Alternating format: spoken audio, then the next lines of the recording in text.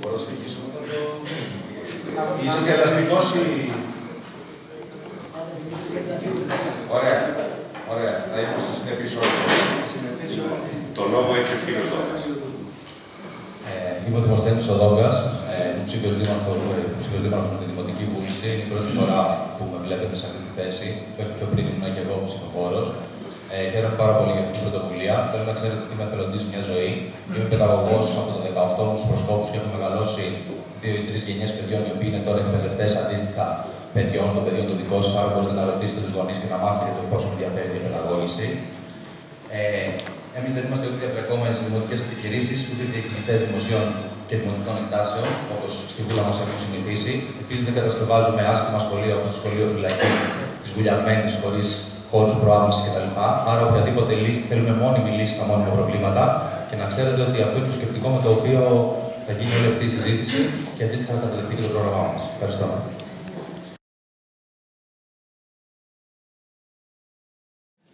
Στην ίδια ερώτηση καλείται να απαντήσει ο κύριος Δόγκας.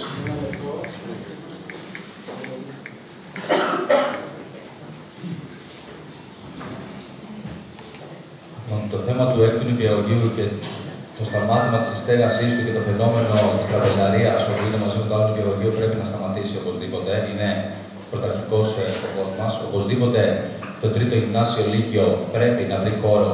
Καλός είναι ο χώρος, ο οποίος έχει προβαθεί στο τέρμα Αθηναίδος, στα 8.200 στρέμματα που υπήρχε τότε η πρόταση, αλλά το ζήτημα είναι ότι ο ΟΣΚ δεν κατάφερε να ανταποκριθεί στις οικονομικές απαιτήσεις, οι οποίες τότε οι κοινωνικές αξίες ήταν αρκετά υψηλές, ήταν 12 εκατομμύρια, και έτσι δεν μπόρεσε να χτιστεί εκεί το σχολείο, ενώ τα λεφτά επίγονται για την ανέγερση του σχολείου. Ίσως το συγκεκριμένο αγροτεμάχιο μπορεί αυτή τη στιγμή να είναι σε χαμηλότερη αντικειμενική αξία και να ξαναγίνει μια πρόταση. Αλλιώς συμφωνώ στην πρόταση που έκανε ο κ. Καβάκης να πάει κοντά στη Βάρη. Το σχολείο είναι μια πολύ καλή λύση, γιατί θα βοηθήσει και τα προβλήματα στέγασης των μαθητών στη Βάρη. Η κατάσταση των σχολικών κτηρίων, σίγουρα, όψη εξωτερικών και εσωτερικών χώρων, είναι ένα θέμα το οποίο απασχολεί τους πάντες. Κατά καιρούς, η Τεχνική Υπηρεσία έχει γνωμοδοτήσει, ήμουν σε δημοτικά συμβούλια όπου διαμαρτύρονταν οι άνθρωποι για την ανακατασκευή των σχολείων εσωτερικά, πέφτουν σοφάδες και δεν είχε γίνει τίποτα. Δεν κατάφεραν πραγματικά ούτε σε εκείνο το συμβούλιο, ούτε από το πέρα άλλοτε για τα θέματα της παιδείας να συναποφασίσουν οι δημοτικοί σύμβουλοι και ο Δήμαρχος για κάποια τέτοια αναβάθμιση.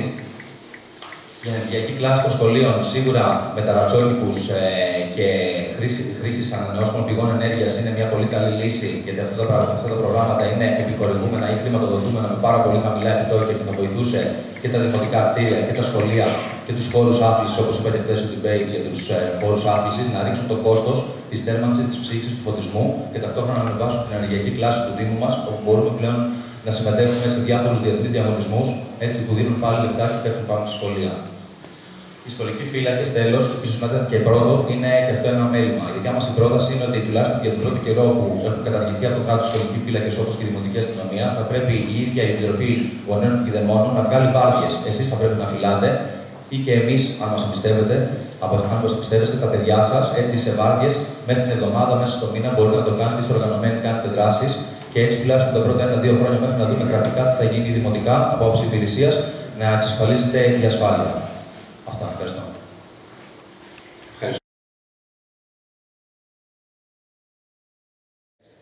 Για αρχή να πούμε ότι ο τρόπος με τον οποίο φτιάχνονται, ανακατασκευάζονται τα σχολεία κτλ. Έχει σχέση με το πόσες παραστάσεις και πώς τις κάνει κάποιος στην περιφέρεια.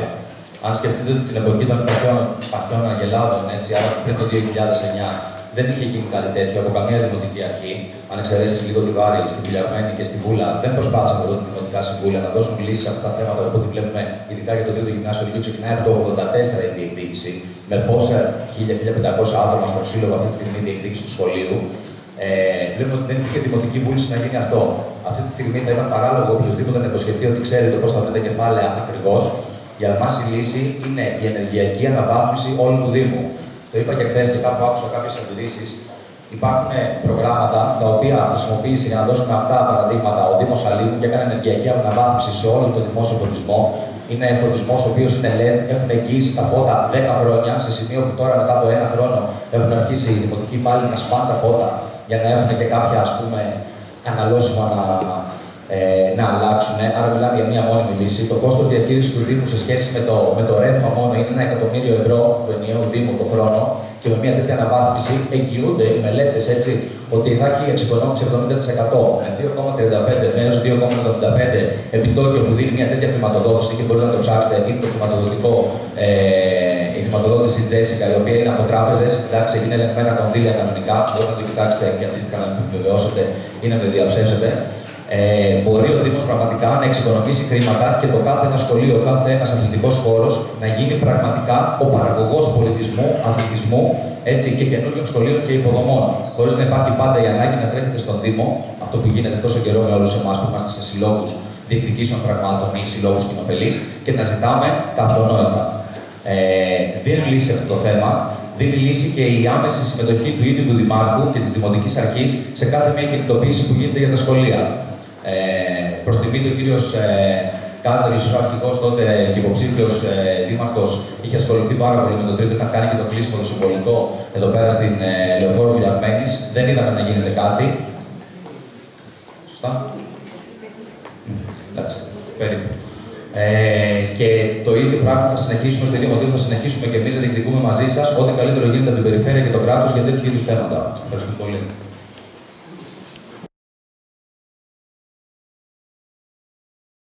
Προβλήματος καταρχήν είναι ένα θέμα. Το ότι υπάρχουν όλα αυτά τα προβλήματα τόσο καιρό σημαίνει ότι δεν έχουμε αποδεχτεί ότι τα παιδιά σας, τα αυριανά παιδιά μου, μεγαλώνουν πραγματικά σε κοντέινερ. Αυτό δείχνει ένα πολύ μεγάλο πρόβλημα έλλειψης κατανόησης των αναγκών και του πόσο οι καιροί αλλάζουν, των δημογραφικών στοιχείων, του πόσο αυξάνονται. Δηλαδή, όλα αυτά τα στοιχεία που έχουν εδώ πέρα και λένε ότι ξέρουν πόσα παιδιά είναι σε κοντέινερ, θα μπορούσαν να έχουν χρησιμοποιηθεί και να έχουν προβλεφθεί από τους μηχανισμούς που έχουν συνδυασμοί τόσο καιρό, γιατί εμείς είμαστε καινούριος συνδυασμός, και να μπορέσει να έχει παραχθεί έργο. Η αξιοποίηση κάθε δωρεάς, έτσι όπως και κάθε υπάρχουσα μελέτης αυτή τη στιγμή, προκειμένου να μην υπάρξει καινούριο κόστος, για μένα που είμαι εθελοντής μια ζωή και είμαι εθελοντής σε επαγγελματικό επίπεδο, γιατί ο εθελοντισμός πρέπει να είναι επαγγελματισμός, δίνουμε χρόνο δωρεάν, χρόνο ποιοτικό υποτίθεται στα παιδιά, σε οτιδήποτε ασχολιόμαστε και πρέπει να είναι έτσι. Πιστεύω ότι είναι κάτι το οποίο πρέπει να υπάρξει. Το να κατεβαίνουμε κομματοποιημένα στις δημοτικές εκλογές είναι κάτι το οποίο πραγματικά με προσβάλλει πλέον σαν Έλληνα και όχι μόνο στο συγκεκριμένο Δήμο, οπουδήποτε αλλού. Και το να είναι τροχοπέδι απόψεις ότι ο εθελοντισμός χαλάει το εργατικό δίκαιο και ότι οι προσφορές μπορούν πάντα να είναι μερικές και ότι έχουν ανταλλάγματα, για μένα είναι λάθος. Για αυτό το σκοπό, λοιπόν, πιστεύω ότι μπορεί να υπάρξει μια πλατφόρμα αντίστοιχη όπως η Greenpeace αυτή τη στιγμή αξιοποιεί μια χορηγία ενός ανθρώπου για αναβάθμιση ενεργειακή ενός σε καυστήρα pellet στη Χαλκίδα, στην Εύβοια. Και αυτή η πλατφόρμα, λοιπόν, με έναν αρχικό χορηγό που έκανε την ενεργειακή αναβάθμιση, είναι ανοιχτή. Είχε ένα στόχο το 15.000 ευρώ για τις περαιτέρω αναβαθμίσεις του σχολείου. Έχει φτάσει αυτή τη στιγμή στα 45.000 ευρώ, έτσι, και συνεχίζει. Αντίστοιχα, λοιπόν, πιστεύω ότι με έναν διάφανη τρόπο μπορεί το κάθε ένα σχολείο, το κάθε ένα σύλλογο, με την υποστήριξη του Δήμου και με το Δήμο Σαρογό αυτό το πράγμα, μια πλατφόρμα ανοιχτή, να μαζεύει λεφτά για το κάθε ένα σχολείο, ο ίδιος ο δημότης, ο ίδιος ο γονιός, να ξέρει που είναι, να υπάρχει διάρκεια και να μπορεί να μπει και να δει το πόσο είναι το κόστος και να φτάνουμε το επιθυμητό budget, έτσι, το επιθυμητό σημείο που θέλουμε χρηματικό, να μπαίνει αυτό το χρηματικό ποσό για να καλύπτει τη συγκεκριμένη ανάγκη. Η παιδεία είναι στην κορυφή της προτεραιότητας μας, γιατί στα σχολεία χτίζεται καθημερινά το μέλλον μας. Αγωνιζόμαστε για να καλύψουμε τις ανάγκες του τομέα της παιδείας. Δημιουργούμαστε για την επίλυση του προβλήματος σχολικής στέγης σε ολόκληρο το Δήμο, με την ολοκλήρωση των προγραμμάτων σχολικής στέγης και το σχεδιασμό νέων σχολικών μονάδων, εφόσον αυτό είναι εφικτό. Την ενίσχυση της εκπαιδευτικής διαδικασίας του προγράμματος επαγγελματικού προσανατολισμού, καλλιτεχνικών και επιστημονικών δραστηριοτήτων, στα οποία έτσι κι αλλιώς ξέρετε ότι είμαστε πρωτοπόροι, έχουμε προσπαθήσει και πριν από 4 χρόνια, όταν έγινε η πλατεία Γεωργίου Δόγκα, είχα έρθει εγώ ίδιος και άφησα σε όλα τα σχολεία έναν ανοιχτό διαγωνισμό καλλιτεχνικό για να ζωγραφίσουν τα παιδιά, τον οποίο ο Δήμος τότε και κατ' επέκταση ίσως και οι διευθυντές των σχολείων δεν τον εκτίμησαν. Θα μπορούσαμε να έχουμε ενωθεί, να έχουμε βρεθεί και να το έχουμε πει πολύ πιο πριν. Και ενθάρρυνση των νέων και τη συμμετοχή στα κοινά, την ενδυνάμωση του Θεσμού Τοπικού Συμβουλίου Νέων για την εφαρμογή προγραμμάτων κοινωνικής και ψυχολογικής υποστήριξης καθώς και επαγγελματικής κατάρτισης, νομίζω ότι θα δώσουν λύσεις και θα δημιουργήσουν νέες γενιές που θα βοηθήσουν και αυτοί.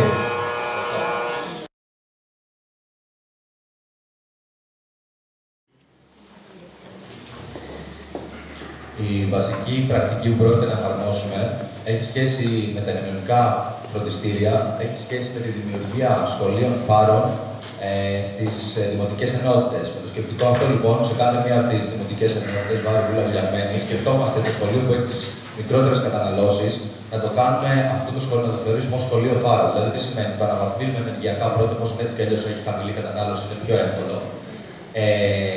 Και ταυτόχρονα το χρησιμοποιούμε και σαν κοινωνικό φροντιστήριο τις ώρες που δεν λειτουργεί, γιατί από ό,τι ξέρω, κανένα φροντιστήριο και κανένα σχολείο δεν λειτουργεί από απογευματινές ώρες. Άρα, με το πέρας των μαθημάτων το μεσημέρι, το σχολείο που έχει τη μικρότερη ενεργειακή κατανάλωση μπορεί να φιλοξενήσει το κοινωνικό φροντιστήριο, το οποίο θα δουλεύει έτσι, από ένα intellectual καπί ή εξειδικευμένο καπί των ανθρώπων οι οποίοι είναι εκπαιδευτικοί και είναι στην πρώτη δεκαετία τη συνταξιοδότησή του, προκειμένου να μην χτυπήσουμε τα ιδιωτικά φροντιστήρια. Δεν είναι σκοπός μας αυτός. Βέβαια, οποιοδήποτε καθηγητής θέλει στη μάχη με την ηλικία μπορεί και να παραδίδει μαθήματα δωρεάν. Το σχολείο αυτό θα λειτουργεί σαν φάρος λοιπόν εκπαίδευσης και εφόσον είναι και βιοκλιματικό, θα λειτουργεί και σαν φάρος οικολογικής συνείδησης για τα σχολεία, δίνοντας το πρότυπο και στα υπόλοιπα, αλλά και ρίχνοντας το κόστος του, μπορεί να μετακυλήσει αυτό το κέρδος που έχει στην αναβάθμιση άλλων σχολείων και σιγά σιγά, κάνοντας αυτά τα 3 σχολεία μέσα στην πενταετία τη δικιά μας, γιατί πιστεύω ότι τόσο μπορεί κάποιος να εκτεθεί και τόσο να δεσμευτεί ότι μπορεί να κάνει. Μέσα στα ίδια μπορούν να έχουν ηλεκτρονικές βιβλιοθήκες. Λέγονται πολλά για τις βιβλιοθήκες, είναι δύσκολο να βρεθεί ένας χώρος μόνο. Θέλουμε τα τοπικά συμβούλια να βρούμε για κανονική βιβλιοθήκη και για την στέγαση όλων αυτών των συλλογών βιβλίων που υπάρχουν. Αλλά η ηλεκτρονική βιβλιοθήκη, η οποία υπάρχει σε πολλά ευρωπαϊκά κέντρα και λειτουργεί με κομπιούτερ ή με τα κρακ-κρακ αυτές τις μεγάλες οθόνες που περνάνε εφημερίδες κτλ., μπορεί να βοηθήσει πάρα πολύ τους μαθητές να αναπτυχθούν πάρα πολύ γρήγορα.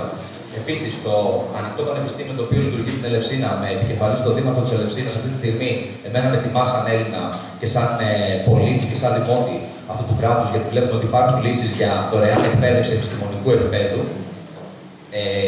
Η καινοτομία και η ελαφρά τεχνολογία είναι κάτι το οποίο θα μας απασχολήσει, το οποίο μπορεί να λειτουργεί σε έναν χώρο είτε και για τα παιδιά τα οποία αυτή τη στιγμή σπουδάζουν, αλλά κατευθείαν και για απασχόληση μετά από το τέλος του λυκείου. Και αυτό, και το λέω σαν τελικό παράδειγμα, είναι αυτό που έδωσε το Sony Ericsson σαν αντικείμενο έτσι, μέσα από την ελαφρά τεχνολογία και την καινοτομία. Τότε έγινε ένα αντίστοιχο πρόγραμμα το οποίο επιδοτήθηκε και μπόρεσε να βγει στη Σουηδία, αν δεν κάνω λάθος, το Sony Ericsson. Φανταστείτε τι μπορεί να προκύψει από Έλληνες όταν βλέπουμε ότι παιδιά κάνουν λογισμικά και τα παίρνει Microsoft και τα παίρνει Google κατευθείαν. Εμείς θέλουμε να κρατήσουμε τους νέους στον τόπο.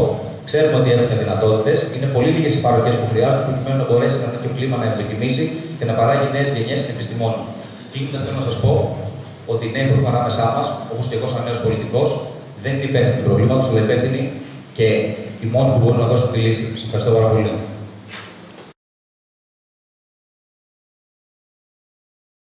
Εκπαιδευτικοί, οι οποίοι πρέπει να χαρίζουν το χαμόγελο στα παιδιά μας. Έτσι, καλό είναι γενικότερα όλοι οι εργαζόμενοι να μην είναι σε καθεστώς ομιλίας, συμφωνώ με τους προλαλήσαντες. Ένα σημαντικό θέμα το οποίο ίσως να έρχεται το κόστος λειτουργίας τους θα ήταν πραγματικά όλα τα μαγαζιά τα οποία ασχολούνται με παιδαγωγικό υλικό, βιβλιοπωλεία, ψιλικατζίδικα πράγματα, να δίνουν κάποια πράγματα τα οποία μπορούν να προσφέρουν, όπως πάντα από το ειστέρημά μας όλοι προσφέρουμε, ώστε ίσως το κόστος που προβλεπόταν για αυτά τα υλικά καταναλώσιμα να πέφτει στην μισθοδοσία των υπαλλήλων.